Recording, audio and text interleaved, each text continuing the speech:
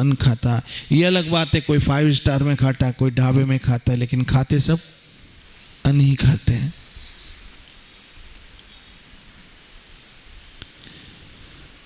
गरीब को भी नींद लगती है तो आंखें बंद करके सोता है, अमीर को भी नींद आती है तो आंखें बंद करके सोता है। ये अलग बात है, कोई बंगले में सोता है, कोई रोड पे सोता है, लेकिन नींद सबको एक जैसी आती है।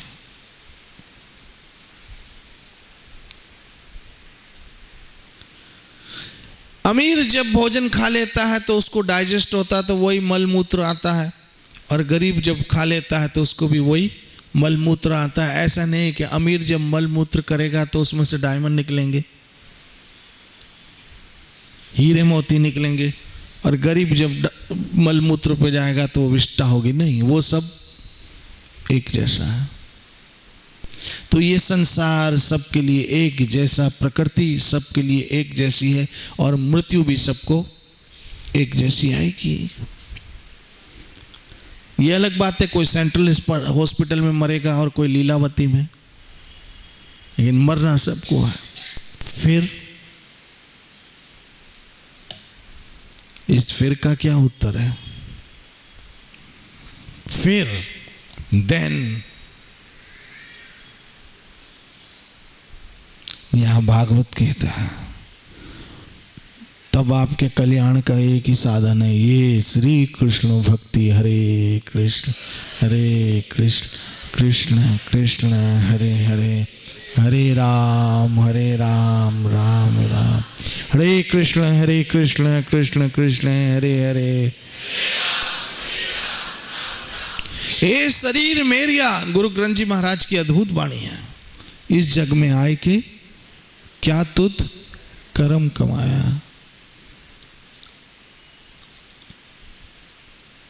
पहली बात तो है कि लोगों को वो सेंस ही नहीं, वो ज्ञान ही नहीं कि आध्यात्मिक जीवन की तरफ आए। वो तो एक ही उनको जो सिखाया गया है, बचपन से अगर सिखाया गया है ए फॉर एप्पल, तो बड़ा होकर वो ए फॉर एप्पल ही बोलेगा। जो एबीसीडी उसने मोंटेसरी में सीखी है, वही एबीसीडी से पूरा उसको पीएचडी करता है, तो उसका तो एक धारे में जीवन बह रहा है। उसको ये सेंस ही नहीं है कि इसके सिवा भी कोई दूसरा जीवन है। बस वो रेड रेस में भाग रहा है। इसने इतने कमाए तो मैं इतने पीछे क्यों रह जाऊं, इसने इतने कमाए तो मैं इतना पीछे क्यों, इसकी इतनी सैलरी है तो मेरी इतनी क्यों ना हो।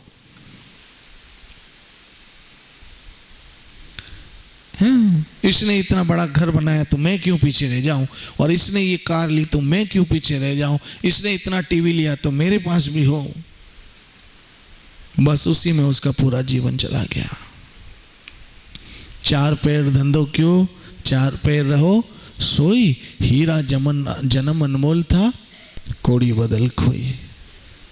ये सब करते करते करते करते करते करते जब बूढ़ा हुआ, बूढ़ा होकर रिटायर्ड हुआ, रिटायर्ड होकर बच्चे जब जवान हुए, पता चला कोई कलकत्ता ट्रांसफ़र हो गया है। क्यों? बोला उसकी जॉब है, बहुत बड़ी जॉब है, इसलिए बहुत बड़ी जॉब है। बड़ी जॉब क्या है? बोला इतना बड़ा गवर्नमेंट ऑफिसर है, उसका ट्रांसफ़र तो होता ही रहता है। तब मम्मी पापा को साथ साथ कहाँ लेके घूमे? वो कलकत्ता ट्रांसफ़र हो गया। दूसरा बोला वो यूएस चला गया, सॉफ्टवेयर इंजीनियर था, तो उसको उसमें नौकरी लग गई है। किस में लगी है? अब जब लगनी है तो कोई बड़ी फर्म का नाम बताओ ना। बिल गेट्स की माइक्रोसॉफ्ट में लगी है। तो मम्मी पापा को ले नहीं जा सकता। क्यों? क्योंकि वह ठंड बहुत पड़ती है यूएस में और इनको सूट नहीं करती है। तो फिर पत्नी क्यों ले गए? माँ को क्यों नहीं ले गए? बोला माँ को सूट नहीं करती, पत्नी को बोला उसके लिए तो साधन है ना।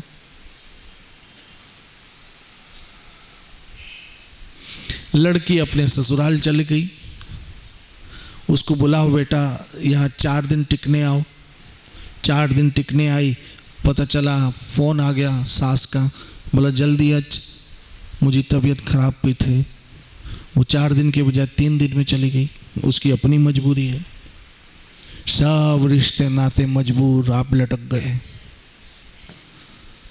और फिर उस समय शरीर इस लायक भी नहीं है कि बैठ के भजन करे, शरीर इस लायक भी नहीं है कि कोई सत्संग लाए। आज ऐसे कई लोगों को मैं जानता हूं। मैं एक व्यक्ति को हमेशा कहता था सत्संग आओ सत्संग आओ, बोलता हाँ हाँ अभी थोड़ा काम है, हाँ हाँ ये मैं प्रत्यक्ष ये अनुभव बता रहा हूँ, हाँ हाँ हाँ हाँ हाँ ये काम है, वो काम है, ऐसा काम है, वैसा काम है। एक दिन वो मुझे मिला, बहुत बीमार था, किसी से मैसेज भेजा, बोला बापू को थोड़ा मुझे मिले, तो मैं चला गया।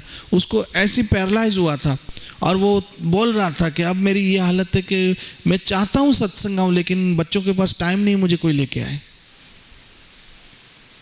और सच्ची बात है, एक आदमी तो चाहिए आपको लाने ले जाने के लिए, कौन लाएगा?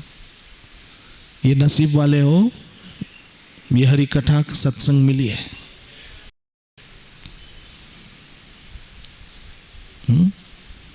आज कहे सो काल करूंगा, काल कहे सो काल, काल काल करते अवसर जाएगो चाल। वो गया मौका तो फिर तो बुढ़ापे में ये हालत है कि घुटने में कभी दर्द, कभी कमर में दर्द, कभी नस दब गई और कभी नस खुल गई और कभी क्या हो गया और कभी क्या हो गया और कभी क्या हो गया।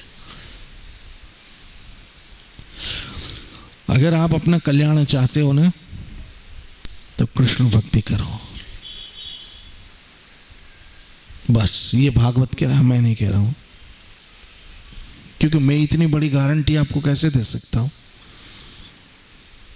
मेरी समझ गलत भी हो सकती है, अधूरी भी हो सकती है, लेकिन भागवत पूर्ण है। और किसको दिया जा रहा है? उस व्यक्ति को जो मौत के नजदीक बैठा है। मौत के नजदीक सुखदेव महाराज दे रहे हैं राजा परीक्षित को ज्ञान। तो ये पूर्ण है, क्योंकि उस व्यक्ति को दिया जा रहा है जो मरने वाला है, इसलिए उससे टाइम पास की बातें तो हो नहीं सकती। आप किसी भी हॉस्पिटल में जाओ, सबसे ज्यादा क्रिटिकल वार्ड वो होगी जहां पर उनको रखा जाता है जो बिल्कुल सीरियस होते हैं, मरने वाले होते हैं। वहां पर 24 घंटे बड़े बड़े डॉक्टर की ड्यूटी लगी होती है। वहां ऑक्सीजन होता है, ये होता वो होता, बहुत कुछ होता है। क्यों? कि वहाँ उन लोगों को रखना जाता है जिनकी संभावना होती है किसकी? मरने की। तो इस हिसाब से तो हम सभी आईसीयू में, क्योंकि हम सबों की संभावना है मरने की कभी भी। ऐसे हम में से किसने सोचा है कि हमारी लास्ट मुलाकात होगी? सब संभावनाओं पे जी रहे कि कल मिलेंगे, शाम को मिलेंगे, ये उम्मीद है, गारंटी नहीं है। इसीलिए मैं कहता हूं भाई प्लीज भजन करो, हरे कृष्ण कृष्ण कृष्ण हरे हरे। और काज तेरे किते नाम, ये गुरु ग्रंथ की वाणी रोज याद करो। और काज तेरे किते ना काम, मिल साध संगत भज करो। आपका यहां तो भागवत साफ कहता है, आपका कल्याण मात्र श्री कृष्ण की भक्ति में है। यही एक रास्ता है अगर आप अपना वाकई कल्याण चाहते हो तो।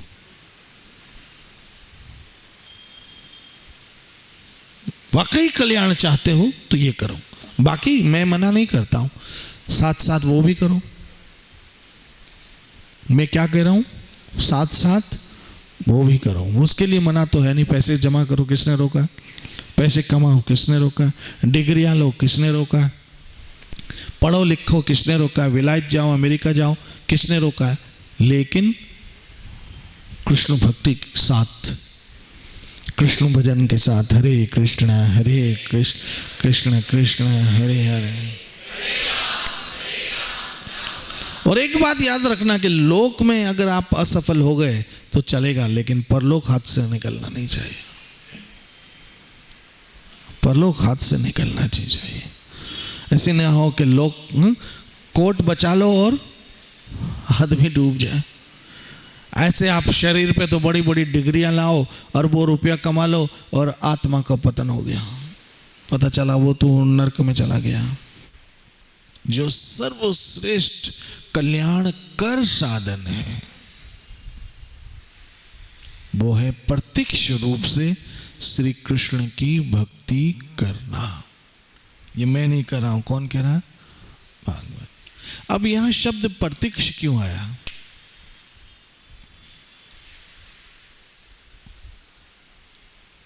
शब्द प्रत्यक्ष क्यों आया, समझिए इस बात को। हमारे यहां कई प्रकार से मोक्ष के दावे किए जाते हैं और उसमें एक सर्वश्रेष्ठ दावा है निराकार की भक्ति करना। ब्रह्म ज्योति की सेवा करना, उसका ध्यान करना, निराकार की भक्ति करना, निराकार परमात्मा की भक्ति करना, ब्रह्म ज्योति की भक्ति करना, शून्यवाद में आना, निर्विशेषवाद में आना। लेकिन यह भागवत का मत है कि अगर आपको सरलता से मोक्ष चाहिए, भी कृष्ण यहां भागवत में स्पष्ट है, तो आपको कृष्ण भक्ति करनी होगी। प्रत्यक्ष रूप से कैसे कहा? यानी बिल्कुल कृष्ण डायरेक्ट, और कुछ नहीं। कुछ लोगों का ऐसा मत होता है कि फलाने देवता की भक्ति से भी मोक्ष मिल जाएगा,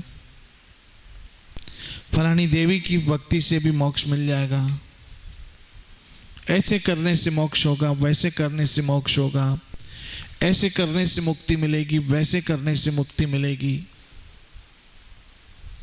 निराकार की भक्ति करने से मुक्ति मिलेगी। लेकिन यहां तो भागवत स्पष्ट है कि सीधी सीधी प्रत्यक्ष रूप से कृष्ण की भक्ति करने से श्रेष्ठ और कल्याणकारी मोक्ष का रास्ता है, सरल और सीधा। अब इस बात के लिए हम भगवत गीता की ओर चलते हैं। भगवत गीता के 12वें अध्याय को हम देखते हैं। हरे कृष्ण कृष्ण कृष्ण हरे हरे, हरे राम राम राम, हरे कृष्ण कृष्ण कृष्ण हरे हरे, हरे राम राम राम हरे हरे, हरे कृष्ण कृष्ण कृष्ण हरे हरे। अब यहां पर भगवत गीता के 12वें अध्याय में क्या कहा गया? देखिए, जिस रास्ते पे आप सब चल रहे हो,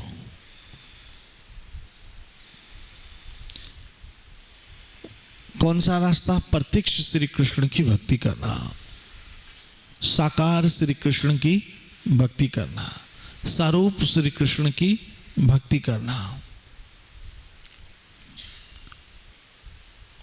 श्री कृष्ण की दर्शन करना, श्री कृष्ण का वंदन करना, श्री कृष्ण के यशोगान करना, श्री कृष्ण की कथा का श्रवण करना, श्री कृष्ण का भजन करना। हरे कृष्ण कृष्ण कृष्ण हरे हरे।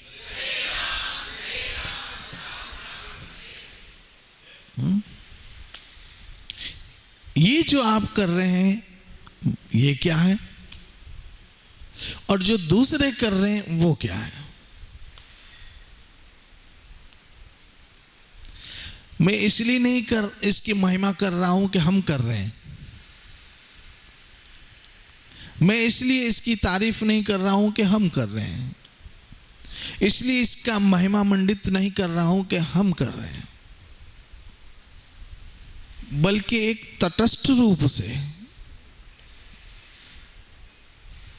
एक उदासीन रूप से देखा जाए और परखा जाए और शास्त्र के मत के अनुसार समझा जाए, तो आपको पता पड़ेगा कि आप जो कर रहे हैं वो सर्वश्रेष्ठ है।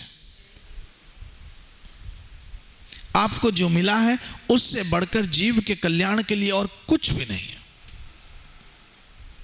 क्यों? कि पहली बात तो यहां भागवत में, मैं फिर से श्लोक पढ़ रहा हूं, जो लोग भौतिक विश्व में भटक रहे हैं, कैसे भटक रहे हैं? कभी यहाँ मत्था टेका, कभी वहाँ मत्था टेका, कभी वहाँ भागे, कभी वहाँ भागे, ये सोच के कि यहाँ से हमें मोक्ष मिलेगा, ये सोच के कि यहाँ से हमारा भला हो जाएगा, ये सोच के कि यहाँ से हमारा कल्याण हो जाएगा, ये सोच के कि यहाँ से हमें लाभ मिलेगा, ये सोच के कि यहाँ से कृपा मिलेगी, ये सोच करके ऐसा होगा। और भागवत में यह स्पष्ट है कि जो लोग भौतिक विश्व में भटक रहे हैं उनके लिए भगवान कृष्ण की प्रत्यक्ष भक्ति, अप्रत्यक्ष की बात नहीं चल रही है। अप्रत्यक्ष कैसे?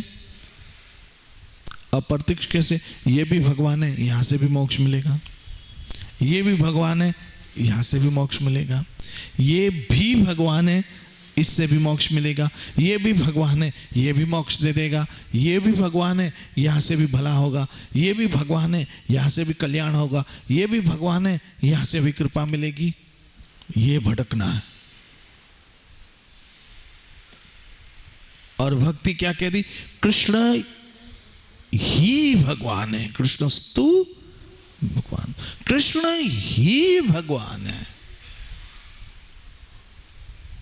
प्रत्यक्ष रूप से। और भागवत में यह रिकमेंडेशन होता है, भागवत में यह रिकमेंडेशन होता है कि प्रत्यक्ष भक्ति, जैसे आप सब माताएं बहनें सज्जन मित्र कर रहे हो, कैसे प्रत्यक्ष भक्ति? कृष्ण के दर्शन किए, कृष्ण का श्रृंगार किया, कृष्ण को भोग लगाया, कृष्ण का महाप्रसाद दिया, कृष्ण की महिमा की, कृष्ण का पूजन किया, कृष्ण को वंदन किया, कृष्ण की आराधना की, कृष्ण के गुण गाए और कृष्ण का ही स्मरण किया। हरे कृष्ण कृष्ण कृष्ण हरे हरे।